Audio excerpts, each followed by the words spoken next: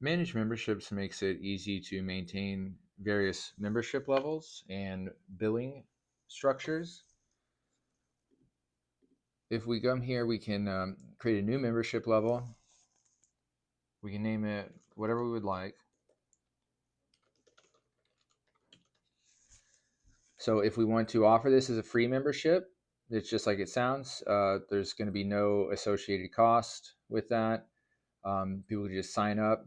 This is often used for waiver only type agreements. So for instance, like at a shooting range, um, we can call that a free membership.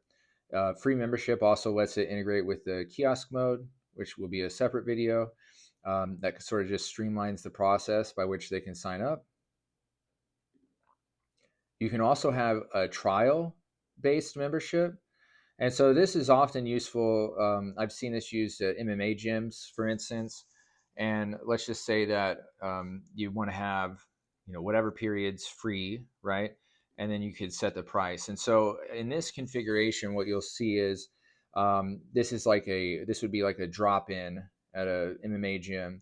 And so maybe we want to have the first one free, right? So we set it as a trial.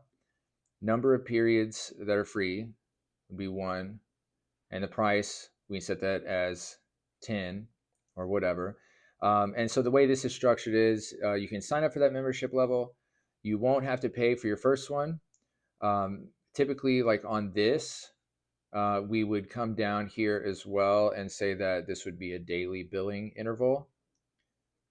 And so then what would happen is someone comes in, they sign up, they get one billing interval free.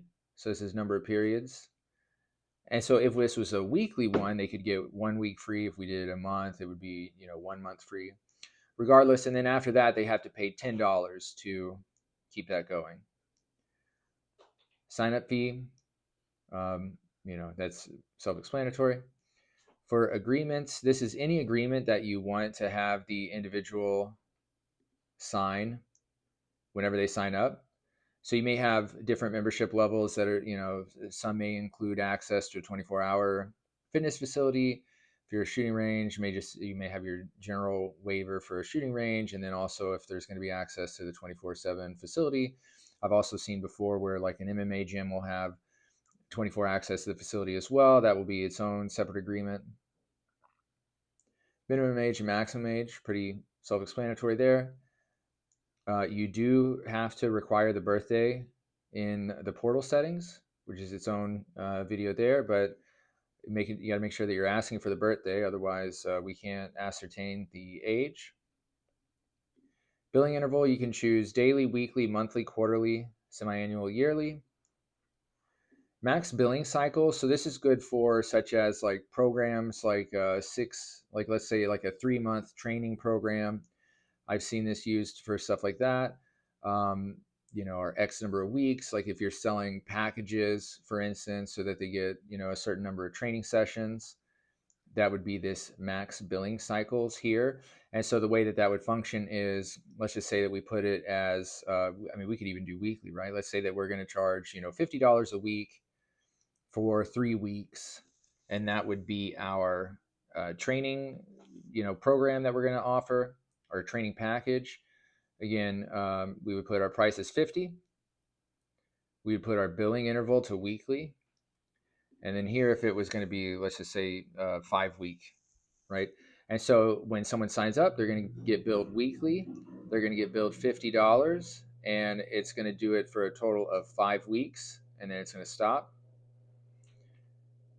Annual renewal requires, so this is a situation like if there's going to be a penalty, for instance, if they don't renew. Will also cause them to have to re-sign their waivers as well, regardless of if they renew or not. And so this is like, let's say if you have like a 12-month commitment, you can set this up where somebody, it's a 12-month commitment, they require annual renewal.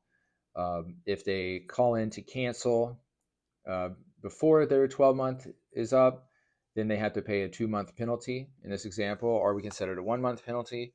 If we want to have it penalty free for whatever reason, let's just say that we only want the waivers to have to be re-signed. We can have a no monthly penalty or a no month penalty there.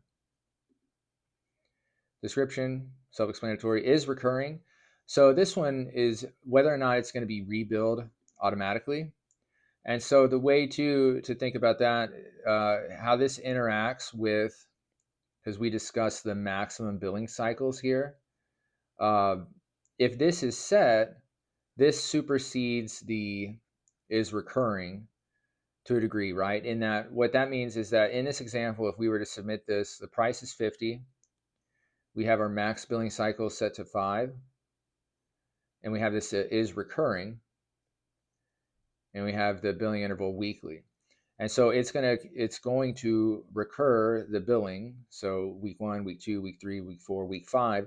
After week 5, it's going to say this is the subscription has ended, and it's not going to continue to bill. If we get rid of this, which is typically you wouldn't have a max billing cycle, right? A lot of the stuff that gets set up, it's just, you pay $50 a month for unlimited access or something like that, and then it continues billing in perpetuity. If, like for instance, a day pass, you would check off this is recurring, and so then on here, for instance, again, you could do the is trial or all that. If this was a day pass, you would set maybe the price is 10. You would put is recurring to 0, and then you can have expiration days in terms of like when it would expire. So like typically the day pass would be 1, and so it's going to come in. They'll pay their $10. They'll have a quote unquote membership, or they'll have a subscription that's valid for 24 hours. And then, let's say they pay their day pass, and then you're a 24-hour gym. The next day they come in, if it's been 24 hours later, their day pass is expired. If they try to access the door, it's going to say, hey, you have an expired, your membership or your subscription is expired. And then they'll have to pay for another day pass. But typically, it is recurring. Publicly visible, this is just whether or not it's going to show up on your registration page. This can sometimes be handy, for instance, if you have like corporate memberships or special limited memberships like firefighters or something like that. You can go ahead and set that up. Just make it not visible publicly. And then at the end here, after we save that, you get a custom URL that you can send to them. Allow bundles.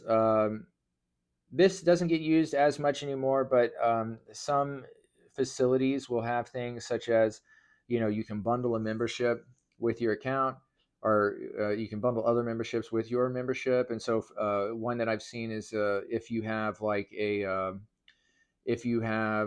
an adult unlimited, for instance, at a BJJ or a MMA gym, and you also want to allow them to bundle kids memberships, you can do that. And so then on their checkout, when they sign up as an adult, it'll say, hey, do you want to also add a kids membership? And then, let them book that. You can also have pricing options.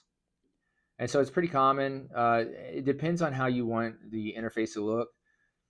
It depends on kind of your audience as well. Sometimes it's easier just to have various memberships that are spelled out. And so it'll be like single membership quarterly, as we see here, single membership annually. Then that way, very explicitly it shows this is what you're getting. Optionally, you can have just single membership, and then you can have, let's just say the default one is monthly, and you set your price here. And if you want to also offer, say a quarterly discount, you put that here, and then we can add another price option, and we can say yearly. We can add that here as well. And then these will show up as drop downs on the registration page whenever they book, and it'll allow them to pick, whether they want, monthly, quarterly, yearly. Then we also have the multi-member option. And so with multi-member, there's 2 different ways to do this. You can have it be per person per period. And so in that example, let's just say that we had $30. we can have, and this is monthly, we can set this up where they need, you know, a minimum of 1 additional member and a maximum of 3 additional members, for instance. And the way this will be structured, if we do it this way, with multi-member and then without flat rate pricing checked, it will be $30 per member per month. And they will be forced to have at least 1 additional member.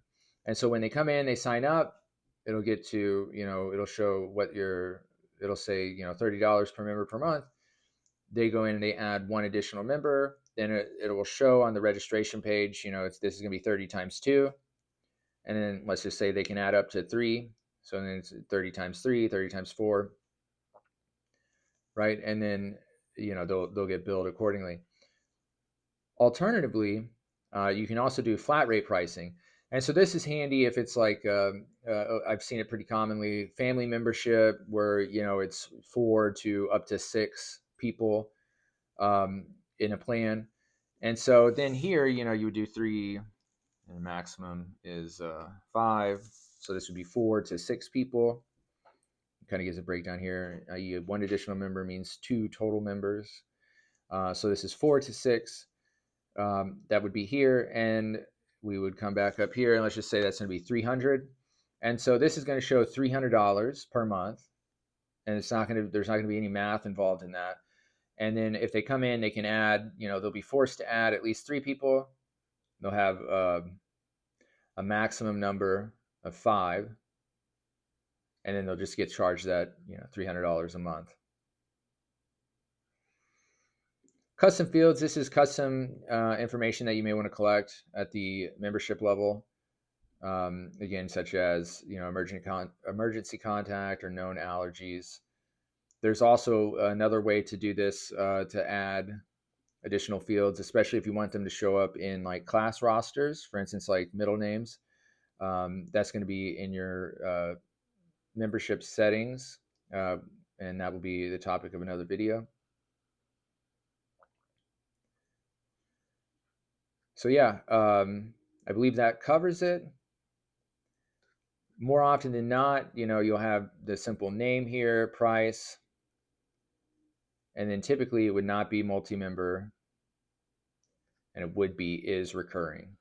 Description, obviously, that's pretty self-explanatory. The last thing to note is that once you have these created, you cannot edit the price. You can edit a lot of the other things, but to prevent sort of issues where if somebody's subscribed and then the price changes and those kind of setups, you can't change a price once it has been created. If, however, let's just say that, you know, you're going to sunset an account or something's going to get changed or combined, you would uncheck publicly visible, and then that would make it so that it doesn't show up on the registration page anymore, but you would still have individuals that are active for that membership level. And then, you know, if this was something where you wanted to still, you know, offer that to select groups of people, you would just copy this public link and go ahead and share that with them. And so this, you know, anybody can access this. It just won't show up on the registration page. So yeah, if you have any questions, feel free to reach out. Happy to schedule a one-on-one, and thanks for watching.